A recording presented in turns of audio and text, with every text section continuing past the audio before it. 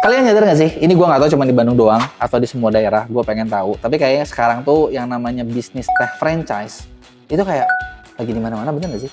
Kalau dulu ya, gue pernah denger anekdot di mana lu jalan ke kota manapun, Indomaret pasti ngikutin. Bener nggak? Tiap belok ada Indomaret, bener nggak?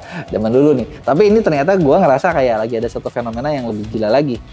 Lu jalan dimanapun, udah bukan belokan lagi ya, jalan gede, jalan kecil, ada aja itu bisnis teh franchise. Dimana ya, mereknya macam-macam kan, bener nggak? Gue nggak perlu sebutin mereknya kan, ada teh ini, teh itu, teh ini, teh itu gitu kan. Dan ini kalau di sosmed bisa dibilang kayak ini lagi viral parah, bener nggak sih? Nah sekarang di sini gue pengen bedah gitu, kayak kenapa sih ini tuh lagi tren banget gitu ya. Nah kalau menurut gue nih, kalau gue perhatiin, yang bikin produk ini lagi tren, pertama ya udah pasti modalnya kecil, bener nggak sih? Bikin teh franchise itu modalnya ya murah gitu, dimana mungkin harganya dengan 1,5 juta lo udah bisa bikin. Bener nggak? Dan terus ini tuh minuman yang teh juga kan kayaknya orang Indonesia dari dulu emang udah minum, bener nggak sih?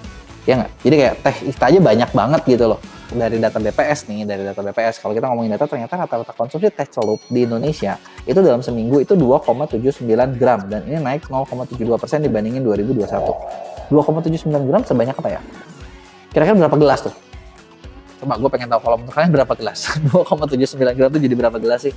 Nah, konsumsi teh bubuk di Indonesia juga itu 0,041 ons dalam seminggu di September 2021.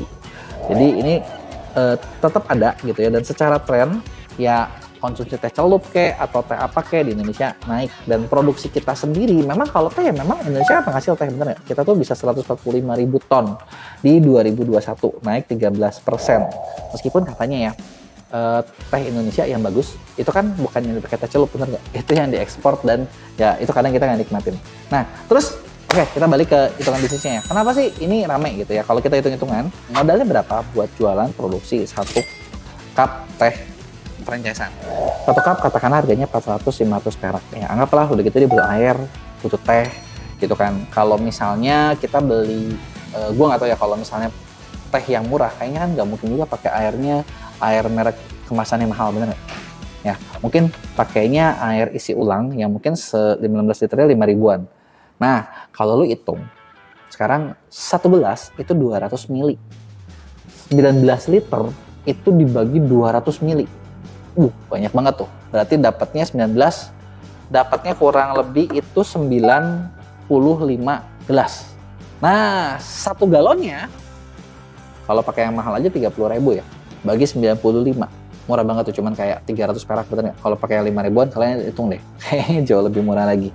Gitu kan. Nah, terus teh kotak rata-rata harganya 8.000 sampai 10.000 itu isi 25. Gula pasir ya rata-rata bisa 15 ribuan lah ya. Nah, hitungan HPP-nya jadi berapa nih dengan hitung-hitungan kayak tadi? Pertama K 400. Bener ya, 400 sampai 500 perak.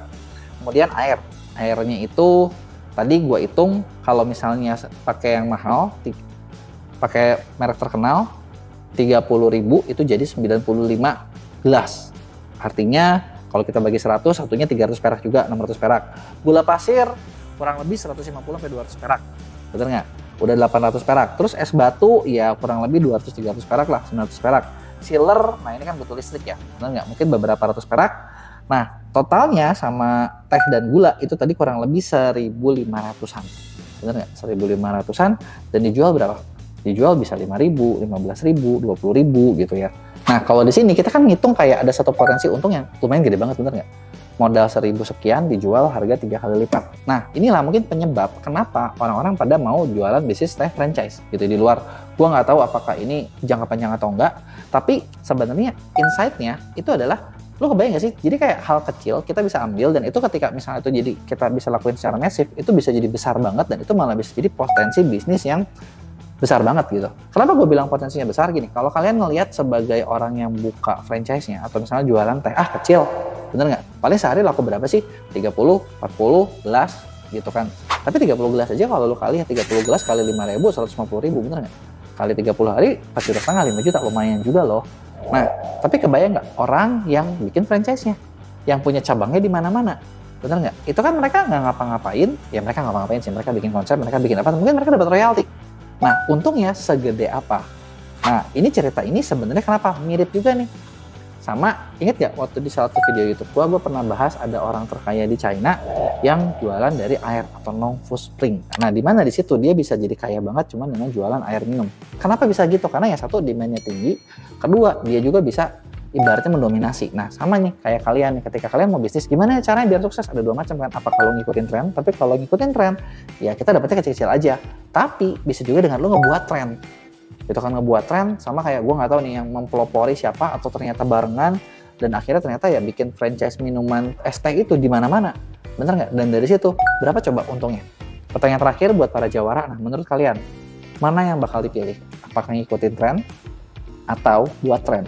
Dua-duanya punya plus minus sendiri dong. Tapi gue pengen tahu versi kalian lebih suka yang mana.